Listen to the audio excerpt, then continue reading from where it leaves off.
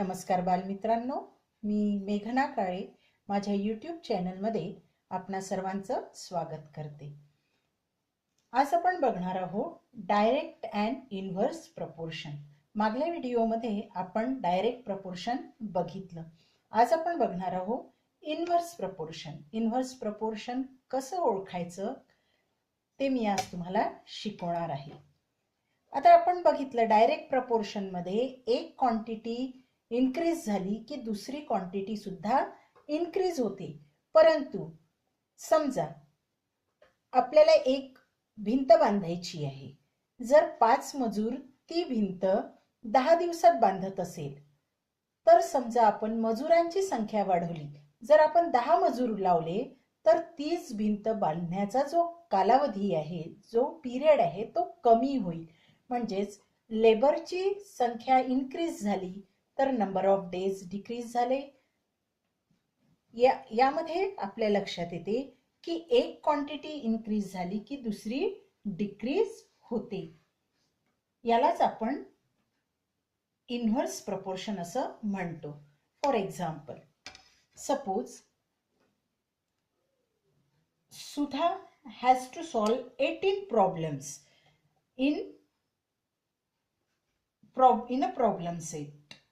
समजा सुधाला काही प्रॉब्लेम्स सोडवायचे आहेत, तर यामध्ये आता तिला 48 प्रॉब्लेम्स सॉल्व करायचे आहे.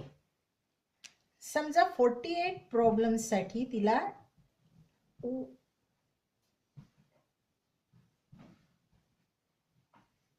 आणि एका दिवशी एक प्रॉब्लेम याप्रमाणे ती जर सोडवत असेल तर तिला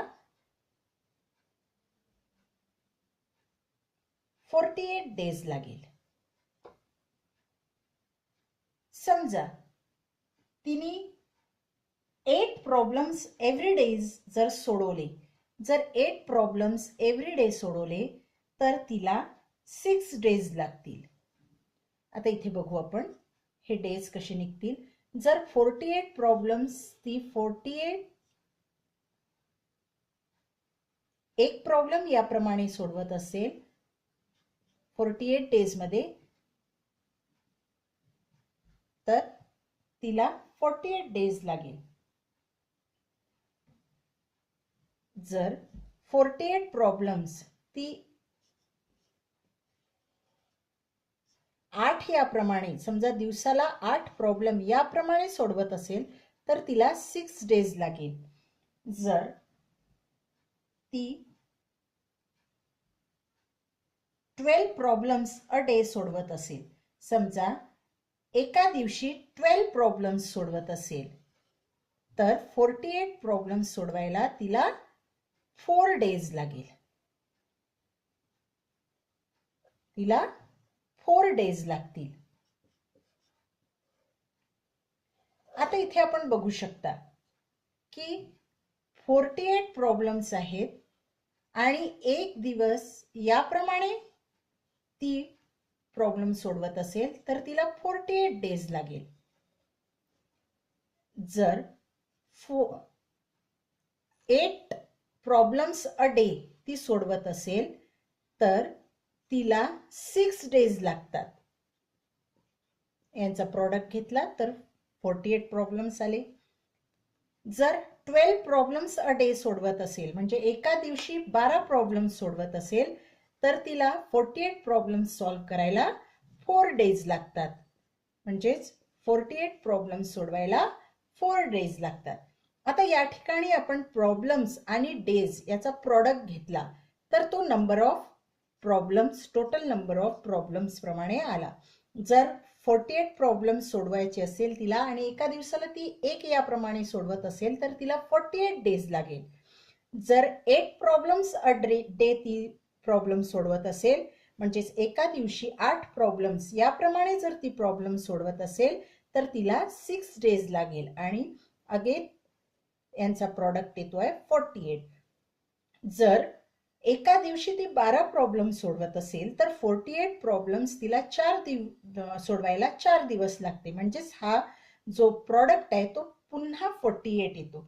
आता या ठिकाणी तुम्ही नोटीस करू शकता 48 into 1 is equal 8 into 6 is equal 12 into 4. आता या ठिकाणी आपण बघितलं की एक क्वांटिटी इन्क्रीज झाली तर दुसरी डिक्रीज होते. इथे नंबर ऑफ प्रॉब्लेम्स वाढल्याबरोबर नंबर ऑफ डेज कमी झाले, म्हणजे एका दिवशी तिने सोडवायला घेतलेले प्रॉब्लेम्सची संख्या वाढली तर नंबर ऑफ डेज डिक्रीज झाले. या ठिकाणी 48 प्रॉब्लेम्स सोडवायला घेतले तिने एक दिवस याप्रमाणे, एक प्रॉब्लेम एक दिवस याप्रमाणे घेतले तर तिला नंबर ऑफ डेज 48 होते. 8 प्रॉब्लेम अ डे म्हणजे एका दिवशी 8 प्रॉब्लेम घेतले तर तिला नंबर ऑफ डेज 6 लागले. 12 प्रॉब्लेम्सला 4 दिवस लागले. आता या ठिकाणी तुम्ही बघू शकता नंबर ऑफ प्रॉब्लेम्स वाढले की नंबर ऑफ डेज डिक्रीज झाले. म्हणजेच if the number of problems decreases, number of problem increases, number of days decreases. यालाच आपण इन्व्हर्स प्रपोर्शन म्हणतो. यालाच आपण इन्व्हर्स प्रपोर्शन म्हणतो. आता इन्व्हर्स प्रपोर्शन मध्ये एक नेहमी लक्षात ठेवायचं की product of two quantities is always constant. Inverse proportion मध्ये दोन क्वांटिटीजचा हा जो प्रोडक्ट आहे तो नेहमी कॉन्स्टंट राहतो. आता यावरचे काही एक्झाम्पल आपण बघू.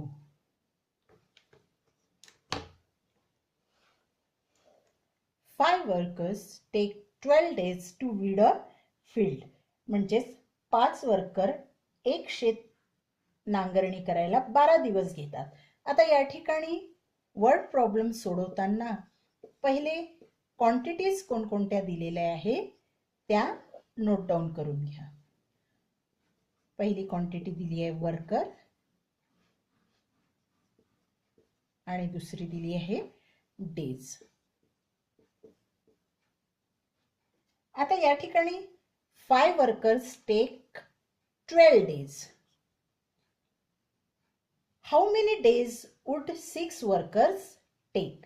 आता 6 वर्कर असतील तर ते किती दिवस घेतील. सपोज लेट 6 वर्कर्स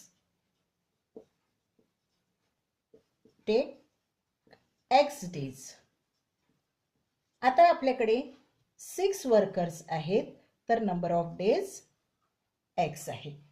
आता आपल्याला माहिती आहे की product of two quantities is constant in inverse ratio. आता या ठिकाणी नंबर ऑफ वर्कर्स कमी असल्यामुळे नंबर ऑफ डेज जास्त आहे. जर नंबर ऑफ वर्कर्स आपण वाढवले तर निश्चित नंबर ऑफ डेज कमी लागतील. मग या ठिकाणी या प्रॉब्लेम मध्ये इन्व्हर्स प्रपोर्शन दिलेलं आहे. मग इन्व्हर्स प्रपोर्शन दिलेलं आहे तर आपल्याला माहिती आहे की inverse proportion product is always constant. मग दोन्ही क्वांटिटीजचा प्रोडक्ट घ्या. 5 into 12 is equal 6 into x. Therefore x is equals to. आता हे इक्वेशन आपण सॉल्व करू. 5 into 12 upon 6. Therefore x is equals to 5 into 2. आता आपण हे कॅल्क्युलेशन केलेले आहे. 6 1 जा 6, 6 2 जा 12. Therefore x is equals to 10 days. म्हणजेच आपल्याला कळून चुकलंय की 6 वर्कर्स असेल तर नंबर ऑफ डेज 10 येतील. आता या ठिकाणी पुन्हा सब क्वेश्चन दिला आहे यामध्ये अगेन की हाऊ मेनी वुड 15 टेक्स. म्हणजेच नंबर ऑफ वर्कर्स जर 15 केले आपण तर नंबर ऑफ डेज किती येतील. Suppose it is y. Therefore पुन्हा हा प्रोडक्ट कॉन्स्टंट आपल्याला सुरुवातीला दिलेले आहे नंबर ऑफ वर्कर्स 5 आणि number of days 12 is equal number of workers आहेत 15 into y, number of days y. पुन्हा हे इक्वेशन सॉल्व करा. आता या ठिकाणी तुम्ही बघू शकता हे इक्वेशन आपण सॉल्व करू. 5 into 12 upon 15 हे कॅल्क्युलेशन केल्यानंतर आपल्याकडे येणार आहे 5 1 जा 5, 5 3 जा 3 1 जा 3, 3 4 जा, दॅट इज 4 days.